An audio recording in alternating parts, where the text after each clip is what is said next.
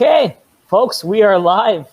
Welcome to our next GHAIN event here, and I am very blessed and very grateful to be able to share the screen, I guess, here with none other than Sarah Larby and Kayla Andrade. So thank you, ladies, for joining me. I'm super excited about this conversation here. Thank you, Alex. It's a pleasure to be on. It's awesome. So I'm really excited about this conversation. It's obviously something that us as investors are extremely passionate about.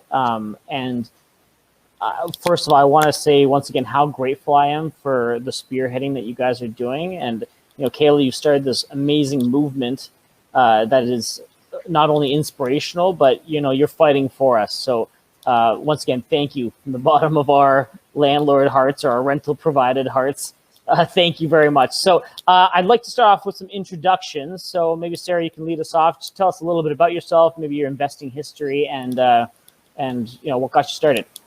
Sure. So hi everybody. I'm Sarah Larby. I am a real estate investor. I started in 2013 with the buy and hold and being a landlord, and then got into the BRRRR strategy to be able to reuse my money, scaled up to 12 units in 6 to 7 years. And, you know, in addition to that, I am the host of 2 podcasts, Where Should I Invest? And the Right Club podcast, as well as co-founder of the Right Club, hosting monthly educational events and online as well with everything that's going on right now. So that's a little bit about me. Yeah, very good. And you're a coach, I think. I am a coach. Yeah, not a think. I know for a fact you're a coach, so don't forget that. Very cool. And Kayla? Hi, everyone, and thank you, Alex, for doing this and getting the message out there. So my name is Kayla Andrade. I am a landlord for over 17 years. I started when I was 18 years old, and in 2010, I became a landlord advocate for the landlords. Started off in Cambridge, Ontario, and that has now broadcasted right across Ontario, where we fight for fairness regarding the Residential and Tenancy Act and the Landlord and Tenant Board.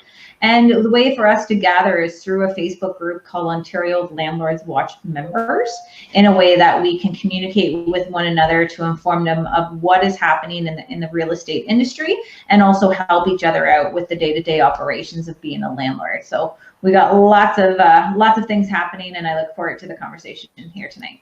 Yes, absolutely, absolutely. So as I said, once again, thank you so much. I want to start things off with obviously a conversation that a lot of folks are having surrounding COVID.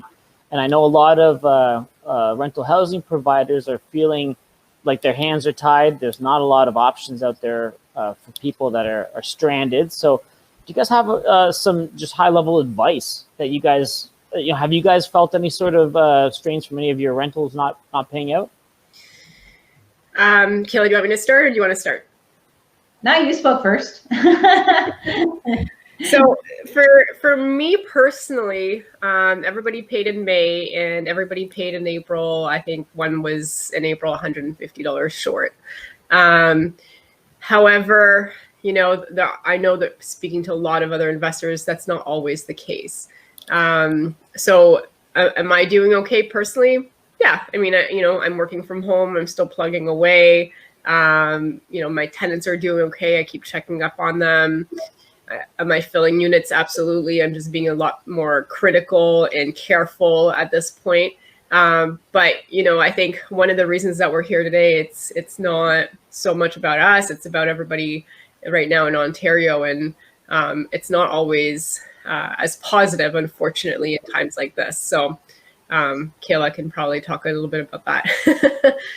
Yeah, like all my tenants have paid for April and May. There's great communication there. It's about keeping a diary on your interaction, trying to work at a payment arrangement with your tenants. Now, we also started a property management company for the Cambridge, Kitchener, Waterloo, and Guelph, and a couple of the clients that we've inherited so far with the tenants, they're taking advantage of it 100%. It starts off with, oh, these are our maintenance issues that we need.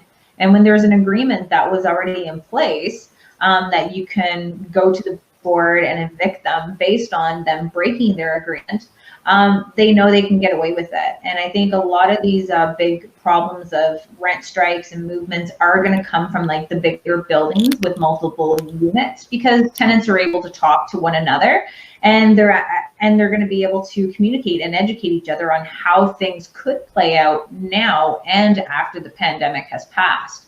And knowing that they can live there rent free for quite some time, it's going to be a balance of, you know, do we do it and then try to relocate after? And that's when landlords need to be on their A game and ask for the proof that there was an agreement made between you and your landlord to show that you've tried to make your payment, or show proof that you have made your payment. That is going to be the number one question, I think, for many years to come. I think it's going to be a part of our permanent application. So our landlords really be on guard, especially now as well, just to keep the communication, but keep it on a diary and make sure that you're giving that N4 notice right away. Yeah, that's absolutely important. You want to get in the queue even though the board is closed. I will also add, and I don't know if you guys have seen this, but Tony Miller from Ottawa, he actually did a poll, and Kayla, I'm not sure if you saw it, but it talks about, okay, out of the people that did not get paid their full or partial rents, what were the reasons? And 20%, so the top reason was they just couldn't pay because they didn't have enough funds, and so they're working with their landlord, which is fine. That's a different category, and if truly somebody cannot pay, payment plans can be put in place with your tenants, and you'll work through it with them. Funny enough, the other largest segments, which together represented another 20%, the reasons were that the government has said to put food on the table first and not to worry about rent payments. And then also the fact that there was this misconception about mortgages being deferred. So they're like, well, if my landlord can defer their mortgage, and Ford said, don't worry about paying rent, nobody should have to worry about that. That represented another 20%. And ironically, less than 5% were on rent strike. But there's a big issue with not only the rent strikers, but there's also a big issue with the elected officials, the communication, and the lack of understanding, and then having landlords and tenants have to decipher, okay, this is exactly what they mean. It's not, don't worry about it because I'm deferring my mortgage. That has nothing to do with it. And so there's a lot being left, unfortunately, to clarify. And then the landlords are like coming out as the bad, evil people, because now they're taking the information and they're explaining it to the tenant when the tenant got a different view from it. But unfortunately, there's a lot of landlords right now, they're not collecting rent.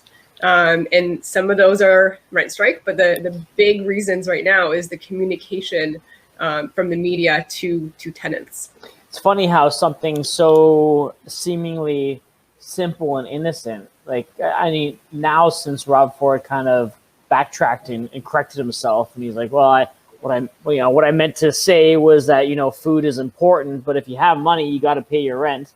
But everybody's, well, not everybody, a big chunk of people misconstrued that completely. And I mean, you nailed it. It's now like run amok, and people have made these assumptions which aren't true. Mm-hmm. It was the number one thing that he did when this pandemic hit the fan. It was, don't worry, evictions are on hold, food trumps rent. If it's about putting food on your table and paying rent, then put food on your table. And we're like, whoa. Like, are you kidding me right now? And you know what's really funny is that it's not really funny, but they had an eviction ban on residential, but they didn't have an eviction ban on commercial. And because they didn't have an eviction ban on commercial, that's when they now have some type of rent subsidy for the commercial landlords.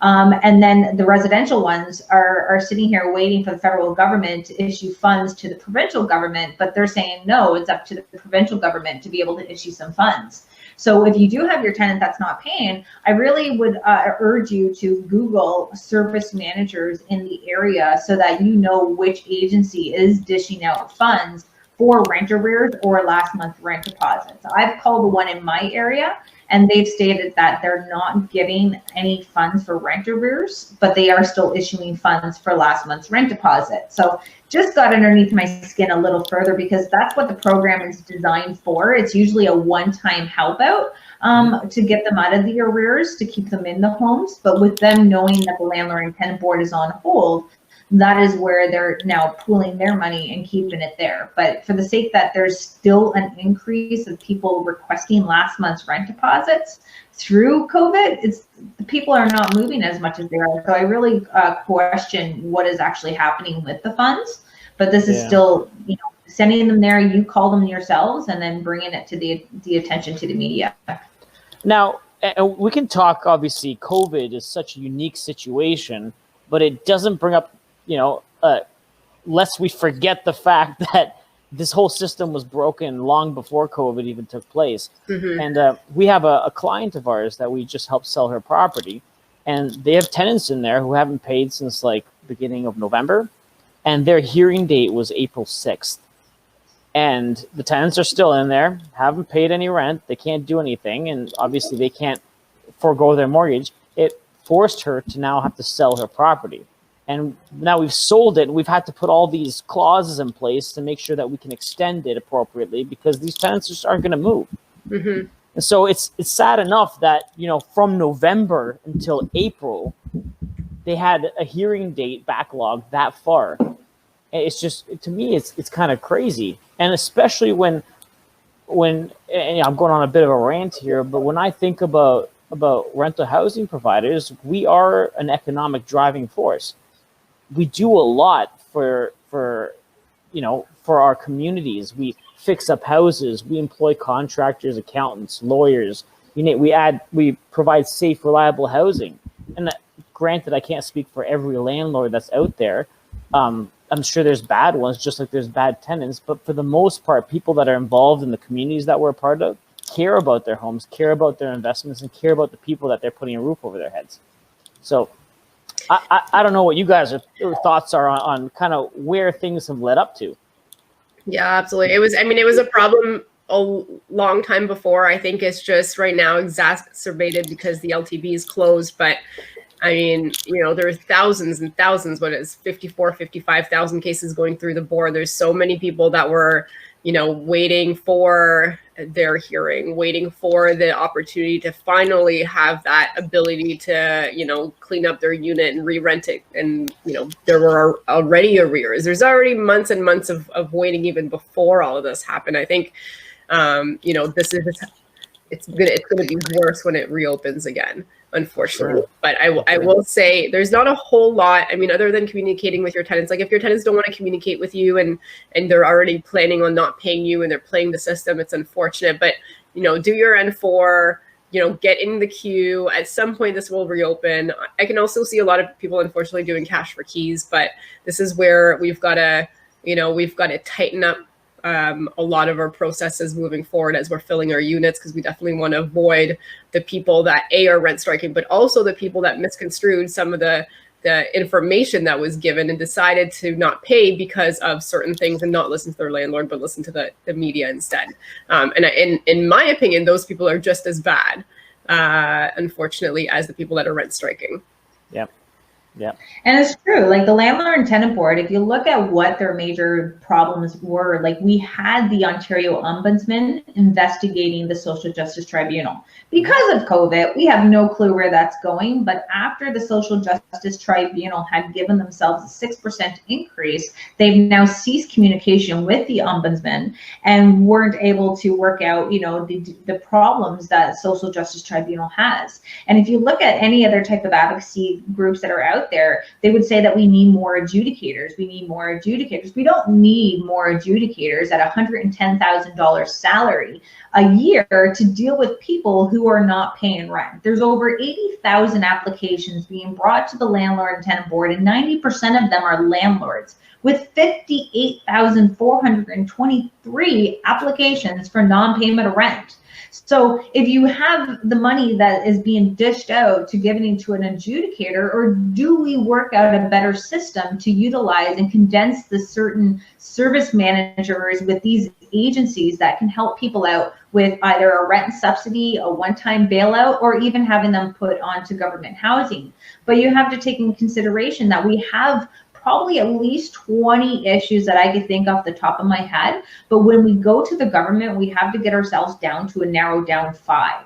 And that 5 would be the non-payment of rent, having that dealt with in a manner where you don't have to have an adjudicator. Listen, it should be dealt with through writing, or it should be dealt with through the phone, just like any other bill that comes due, and it's getting put to your credit. Then you have the overall system of landlord and tenant board, where a lot of their cases can be handled through phone and hearing, and not having us go to the landlord and tenant board.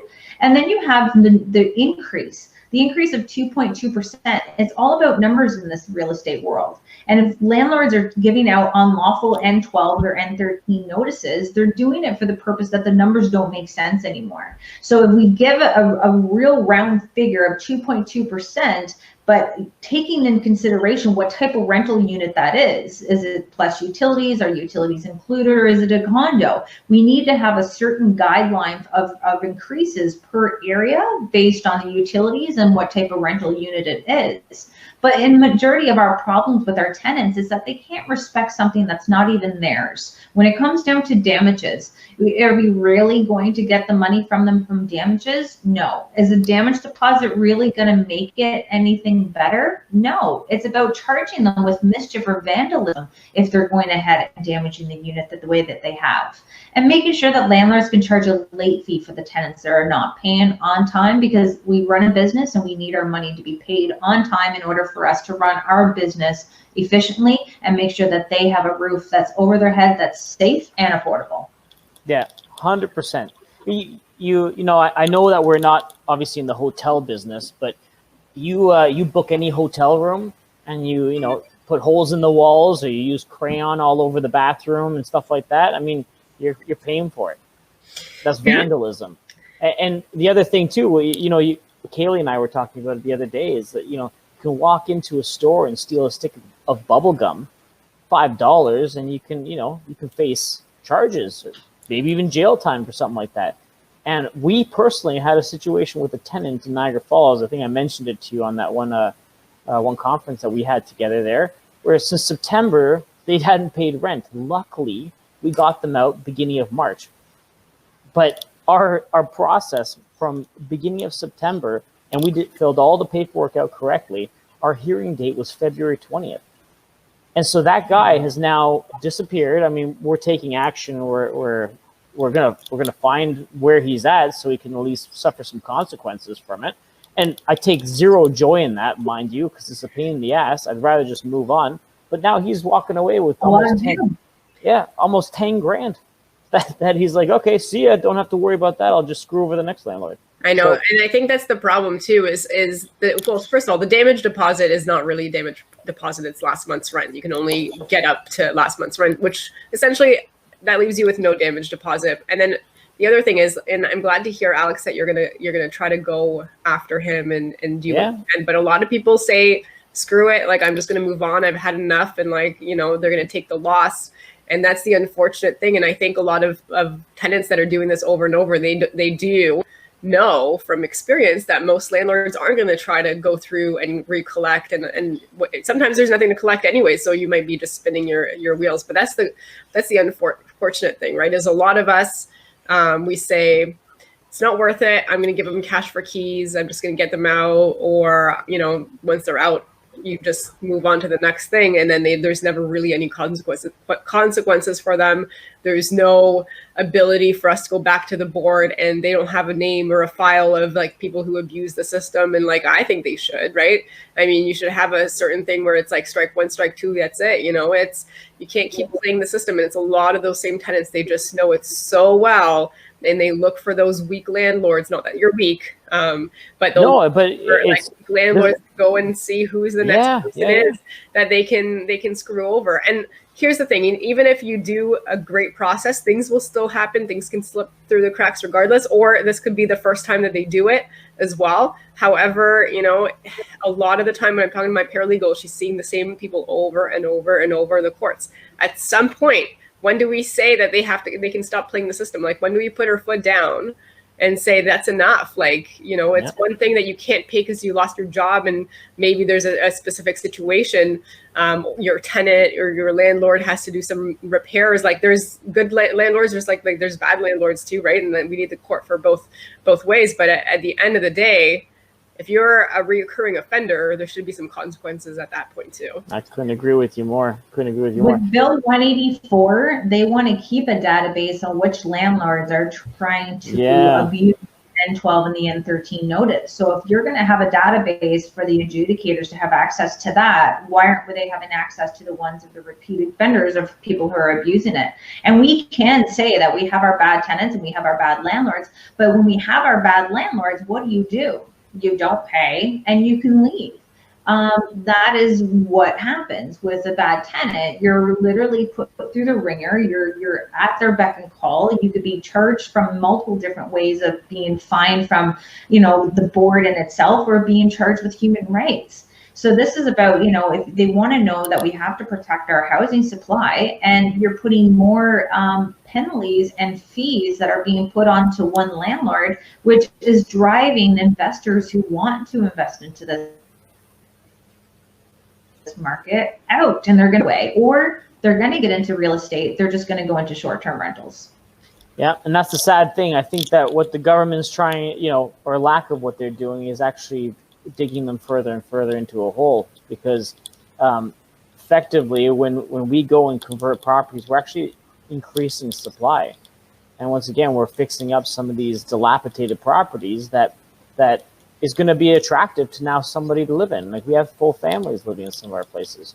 I did want to comment on very impressed with you being able to riddle those numbers off the top of your head. It's obvious to me that you've looked into it a lot. You've you know, combed it back and forth, up and down. But to that point where, and I couldn't agree with you more, the N4 process is, in my opinion, was bogging the whole system down. And it's not a rental housing provider's fault that the market is being driven up. There's a shortage of housing.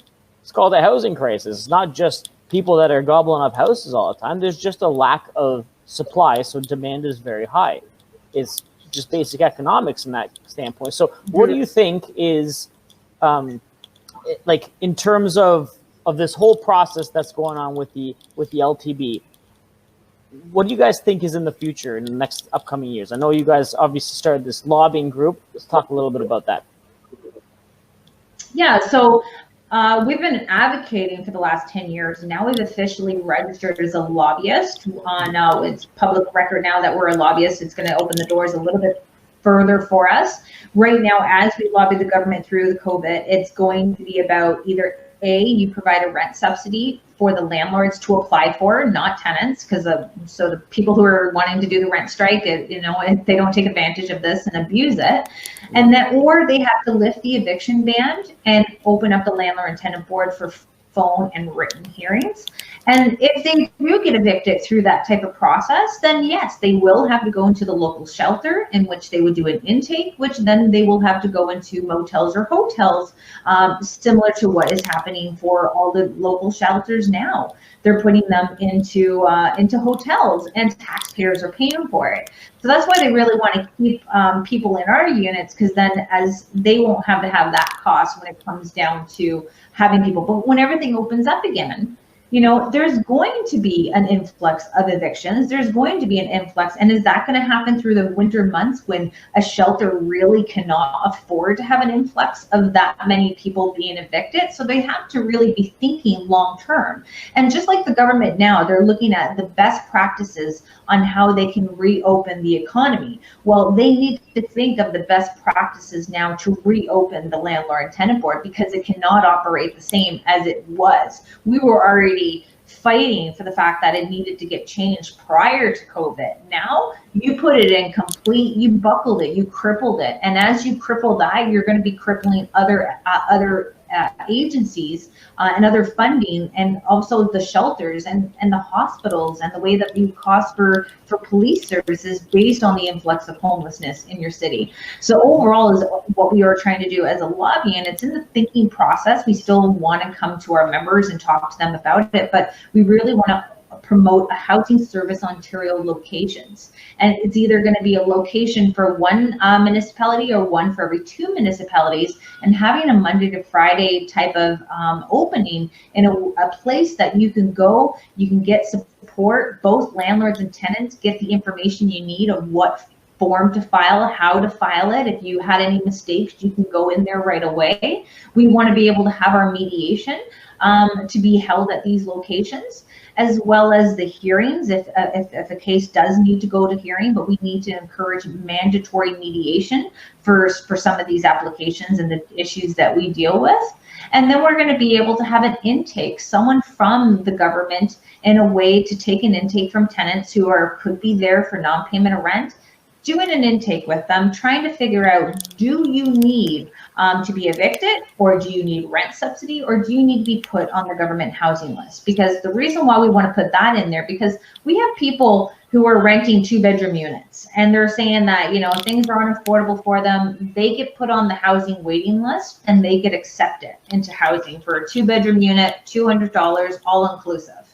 And then now they just left their $800 unit, all inclusive, 2 bedrooms, and now that unit is now gone to $1,500. So their moving in itself is ruining their rent control in itself, because we're going to keep reflexing, and we have to take in consideration that landlords need to pay attention to this, because we pay for it in the long run when we have to pay for social housing. And it's not like there's no incentives for these people to move out of social housing. So there's always going to be a growing need. It's a 10-year waiting list in the region of Waterloo for housing, social housing, and 22 years in Mississauga. So we see a big problem, and we need to have more support. And even having these Housing Service Ontario locations, as landlords go there and they collect the landlord's information, including their email, that could be the direct connection between the province and the landlords for each community, to understand the need for that community of housing, who is there, how many units you have, what the tenants are looking for their needs. And letting landlords know what is coming down the pipe of what changes in regulations, and get our feedback, because they're creating policies and regulations and they're not communicating with the landlords who are in the trenches and who have boots on the ground, who can tell you if that program is going to work or it's not going to work. Because all they need to know, it's not an affordable housing crisis, it's a supply and demand issue. Wow, what a simple solution, seemingly. You know, not rocket science, but no, it's fantastic. I'm actually being a little condescending towards, you know, why, like, it's such a simple solution. And I think it's what I really admire too. And I have to say is, you guys always think from a win-win standpoint. This is not about just, you know, landlords need to get the upper hand or whatnot. It's not about that. It's about fair practice. Yeah. And I think that that's incredibly important, because, you know, I see a lot of these activist groups that are like promoting the rent strikes. They're very unwarranted, and they're aggressive, and they're not there for any sort of change other than the fact that they want some free stuff. Mm-hmm. And so in terms of the lobbyist group that you guys have now joined a part of, tell me a little bit more about this, because I didn't know that, first of all, that lobbyist groups have to register first and foremost, and also, you know, because I do want to focus on the plan, because we've all heard the problem, right? And for anybody who's watching this, I want them to have the opportunity to hear like what we can all do to help contribute towards the cause, because I like to think that in one sense that the pendulum has swung so far to one side that it has to change. Mm-hmm. But at the same time, like, maybe it doesn't. Maybe they just won't, right? So tell me a little bit about the lobbyist group, but also if you can say, what type of leverage do us as landlords have? Like, how do we go about this fight? Before Kayla answers, I want to say that Kayla has been working on behalf of landlords for 10 years. I mean, she started this 10 years ago, and she's still doing this. I got the grays. She barely has a desk lamp. So, you know, like I want to thank Kayla, because if it wasn't for Kayla, like there's so many changes that you have been able to make so far. And she'll talk to you guys about the lobbying group, but you know, this is a great time for us to come together and then also support the group. You know, Kayla is not, it's not for Kayla to spend this money to do all of this stuff. Like, she's spending tons and tons of hours. But as landlords, I think it's a great opportunity to help support their, like, it costs money, right, to hire certain people. It costs money to do certain things. But, you know, I think over time, the pendulum, like you said, Alex, has swung so far, because I don't think we've ever been organized or really had one voice where we're all going for one message. And a lot of the time when things are good, we're like, yeah, you know what, we're good. We just keep going and doing our own thing. And then, you know, we've never really had a group or tenants. They've done a great job. They've formed a group. They have, you know, voices and stuff like that. So I'll let Kayla talk about that. But I want to say first, thank you for like hours and hours and hours of doing this. And I know you have 4 kids on top of that. Yeah, I'm almost got my soccer team. I'm done though. Totally done. Yeah, like Sarah, like this is the beginning where we just registered. We're putting the structure in place. We have our board of directors that we've put together. We have Sarah being one of those directors. We are now going to be formalizing our subcommittees now, and what does that look like? What the tasks will be for that, because our overall goal is to have the lobbying directors and the subcommittees bring in this Housing Service Ontario idea, which is going to take a lot of time for research to make sure that, you know, what is the government currently spending now for housing and the support for it, and what does that dollar amount look like compared to our Housing Service Ontario idea? How many locations, how many people do we want? What kind of services are going to be provided through this Housing Services Ontario? Should it be privatized? Should it be from the government? And we want to really include our members that are in the Facebook group, and that's why we're really promoting these subcommittees, so that you can be a part of it every step of the way. And it's going to be more of a closed atmosphere, and Ontario Landlords Watch will be almost like our media outlet, in which when we have our campaigns ready to go, we need to push it. We have, you know, government relation consultants that we would like to hire, which is $6,000 a month. I almost choked when I read it, but you know what? If you look at what their connections are and what we need, that is what we need, because the tenants always are able to form themselves and organize, because they always have the ear of the media, and they have the time to indeed get themselves established. Even for a lobbying group, there could be government grants that we could potentially tap into, but this is going to take a lot of hands on deck. It's many hands make light work, and it's going to cost us some money. So we really want to put that in a very strong structure for people before we bring more people onto us, and before we take anyone's money there. We want to make sure that it's set, and this is our mission. This is what we are planning to go with.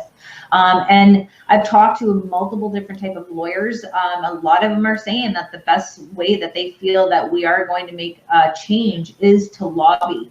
I'm like, are you sure we can't handle this in court? Like, come on, like something, just a little bit, you know, about, you know, constitutional rights, you know, discrimination, like, come on, give me something.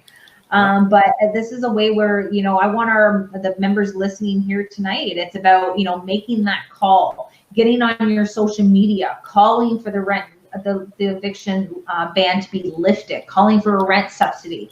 And then once we have our campaign together and our proposed solution of what we're giving to the government, then we want to have your hands on deck and sending it to your elected officials. And the best way is getting your elected official connecting to the Minister of Housing, connecting to Doug Downey, the Attorney General, getting Parm Gill, who is the Assistant to the Minister of Housing. We honestly have to harass them in a way to do this. If there wasn't a COVID COVID-19 going on, I would be on Queen's Park right now, and doing our protest there just to make that statement. Does it happen? No. Does our certain campaigns and petitions help? They help. Is it going to go anywhere? It all depends on where they go with the read. But you have to consider that the government is taking over our properties as they are theirs, and that with no compensation right now. And we have to show them that, you know, this is your responsibility, and they got to stop pegging the landlords and the tenants against each other. And the tenants need to be going to the government to ask for that support, because through this pandemic, we understand that you have your housing, your first responders, your utilities, and your food that you need in this hard times.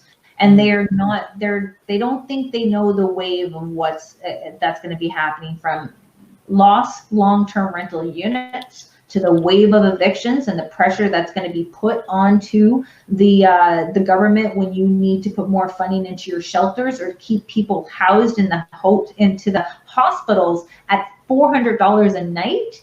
This is going to be this is the beginning of the storm that's going to come when the board opens. Totally. Now, with any sort of lobbying that you've done so far, just because I'm actually very ignorant to the whole process, how have you found it? Like, can you describe a little bit to us in terms of what takes place when you end up going down to pitch a certain idea? How does this whole process work? Well, you're getting yourself in front of we've been to Christine Hogarth. She used to be the assistant to the Minister of Housing. We were so excited. We got to sit with her, and she got it. She's like, you know what? I don't know why the government's in the business of housing, why we're competing with other businesses. She felt the need to have landlords be allowed to hire private bailiffs. And we're like, yeah, she gets it. it.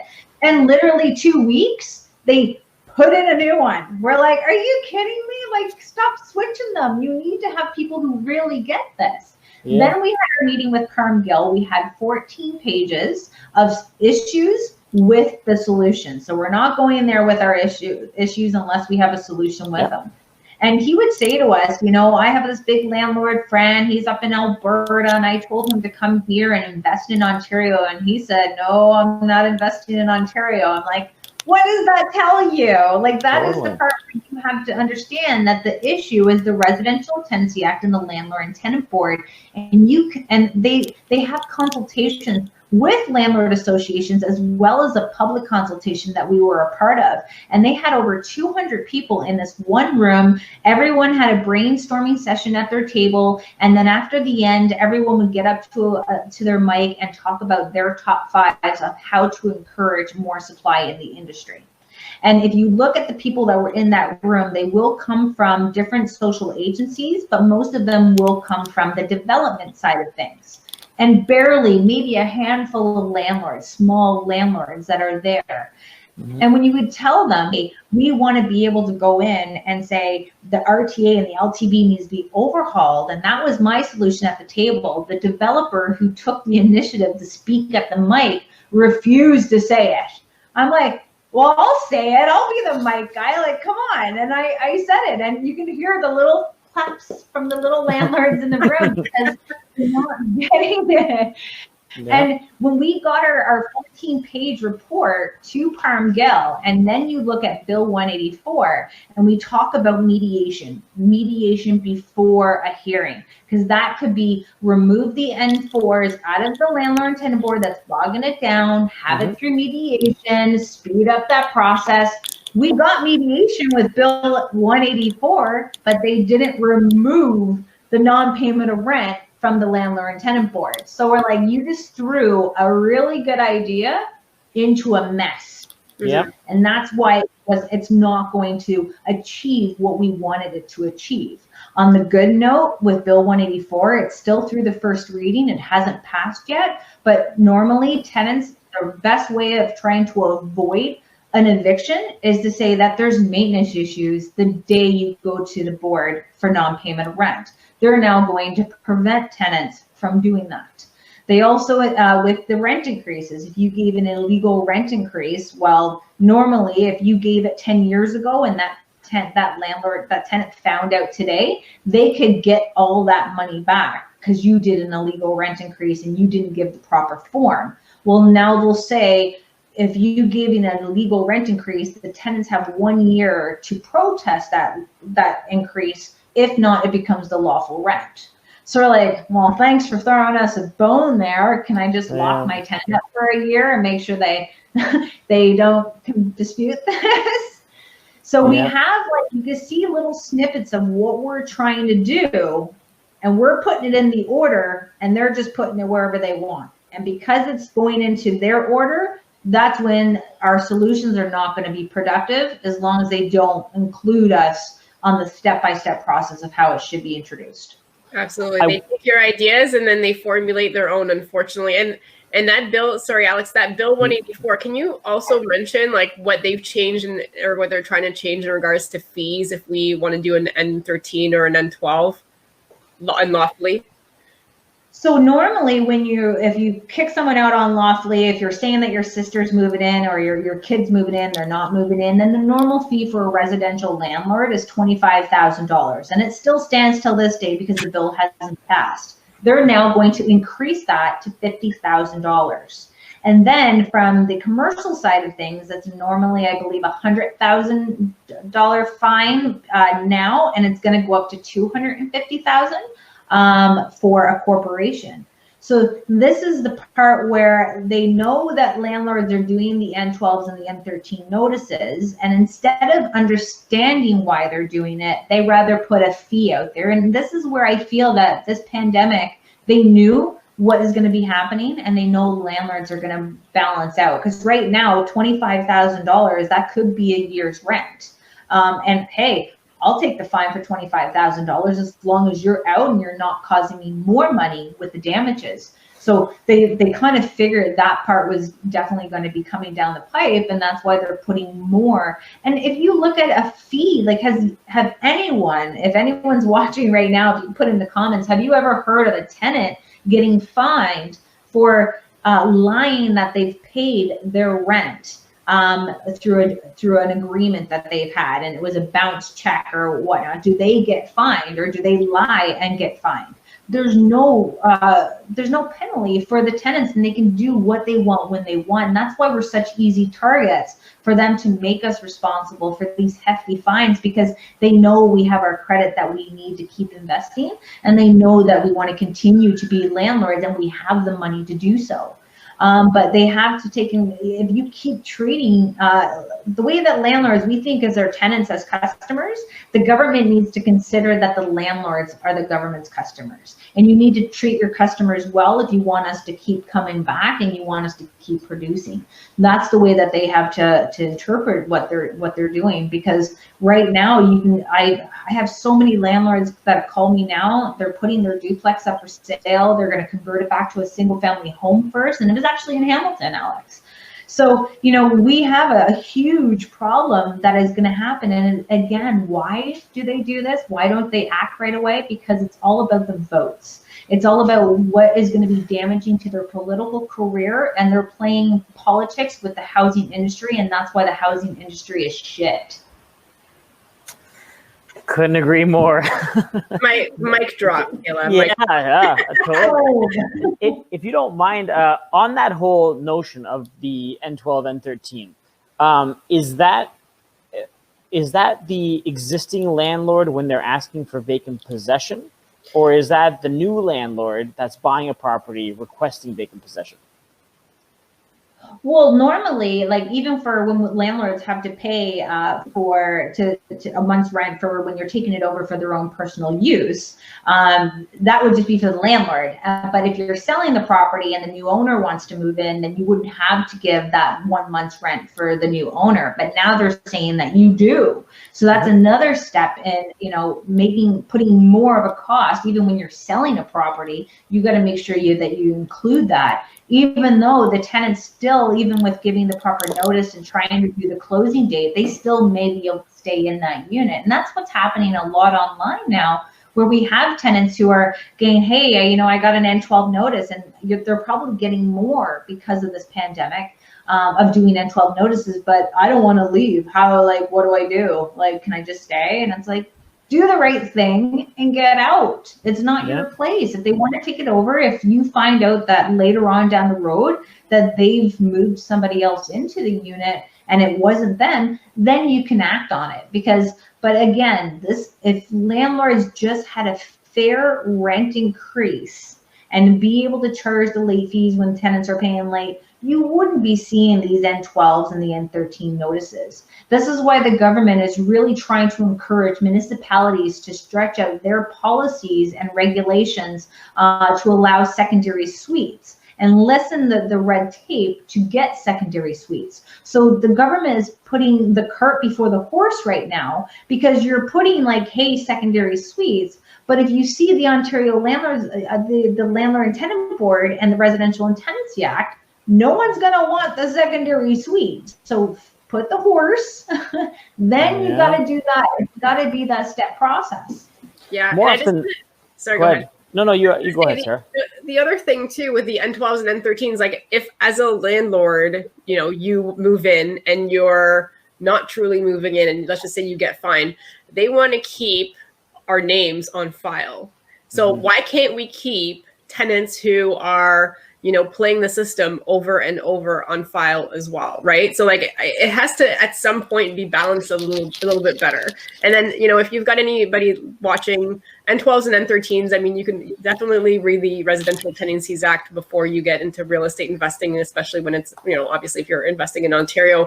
But essentially, even if you're going to renovate a unit, well, they have the right to come back at the exact same price. So you gotta if you're going to do that and you're going to use that card, just really understand the pros and cons. If you're going to move in or you're going to move in your family, this is why, regardless, I do month-to-month rentals. I do not sign any 12-month leases. I will not. I do not. I fight with the lenders when they're like, hey, your lease is expired. I'm like, yeah, absolutely. They're month-to-month. There is absolutely no way that I'm signing a 12-month lease just to put myself in a situation where I'm stuck. Because if you do want to sell the property and your tenant still has 6 months, good luck trying to get them out. But if it's month to month, you have a little bit more of a chance to have them be able to leave so that you can sell the property. Now, can they stay there forever? That's actually such a smart idea. Yeah. Such a smart idea. But other than that, really, ultimately, like there's really no other benefit per se, but it gives you that exit option, right? And here's the thing. If a tenant wants to stay there forever, they pretty much can stay there forever.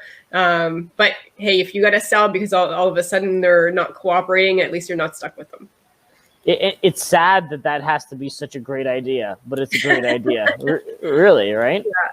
I mean, yeah, we buy a lot of incredibly distressed properties. And when we're buying them, I'm talking like we've seen just about any, you guys have probably seen some of our posts and stuff like that. We've dealt with just about any situation in the world. And more often than not, when we buy these properties, I'm having a neighbor like with her arms around me crying because she's so ecstatic about the fact that finally, someone's actually giving a shit about the street that they live on, or someone's actually mowed the lawn finally, kind of thing.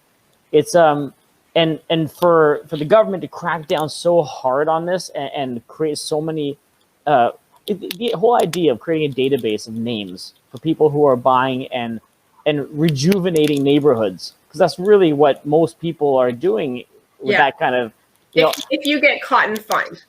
If you get caught and fined, exactly. I don't know. I think it's they're trying real hard, and I don't get why.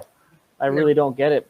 No, but this makes you wonder: are you better off to right now, especially in times of uncertainty, just leave your units vacant, right? Or it's the way that you're going to screen? Because I'll tell you, no one that's going to be rent striking is going to be in my properties, and I'm going to need proof of payment for all of these months that we're going through this. From their bank accounts and stuff like that. But, it's quite unfortunate. The pendulum has swung, but it's time that we, do have that one voice. And Kayla is leading that lobbying group for us to be able to say, like, that's enough, like, I think in a way, it's unfortunate, but it's a good time because there's more people, more landlords that are seeing the reality of it now because of something like this, where before they were going along, they were collecting rent, there wasn't any issues. But when something like this hits, and it'll happen again at some point, there'll be something different. But this is the time to do it where we have, I think, the more ears to the ground or to the cause, because it's affecting more people, unfortunately. Mm-hmm. I got a quick question. In regards to lobbying, now obviously there's a lot of tenant advocacy groups, and I'm not sure how rational they are. I don't know much about them, to be honest with you. I live in the space that we're in here together. Have you guys ever approached any of these lobbyist groups to see if they want to maybe cooperate on finding win-win solutions? And I'm seeing the nod. How did that go?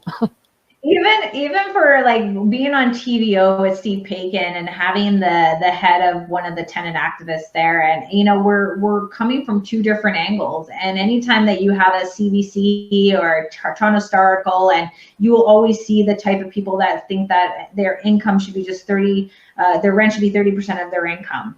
And that is the part that we always try to beat our head against. This is a business, this is what you need, but we need to create that supply, and it's going to be really hard to get what they want.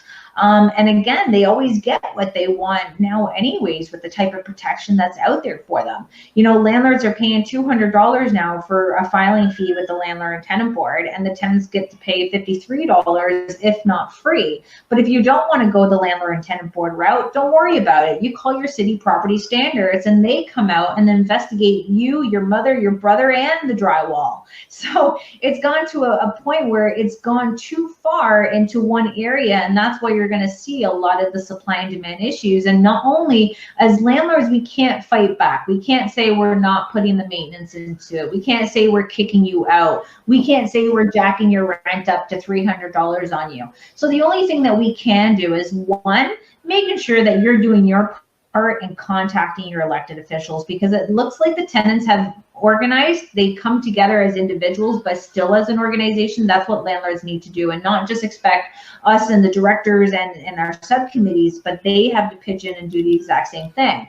Number two, you got to really get yourself into the drive of screening really, really heavily, because that will put pressure on the elected officials. As people are being denied housing, that they will then go to their MPPs to say, hey, I can't find housing. There's many reasons. But number three is that we need to start providing less. I give it as the toothpaste scenario. You buy the toothpaste for the same price, but there's less in the tube. Our normal rental units, if it's a house and a townhouse, normally the fridge and stoves don't come with the place, but apartments, they do. That's because we don't want the place to be beat up. You want to provide it. I think landlords need to take that washer, dryer, fridge, and stove and put it on a separate contract where you guys can be the leaser of the appliance and make money off of the appliance. And that way you're not being on the hook, so to speak, when you provide that fridge and stove. Now when the water filter or the filter to the fridge goes, you got to replace it. So they honestly are getting a lot of money for what they're paying for rent. You're getting 24-hour service on the on-call. You're getting your maintenance. You put a dollar amount on all your appliances, you're getting it.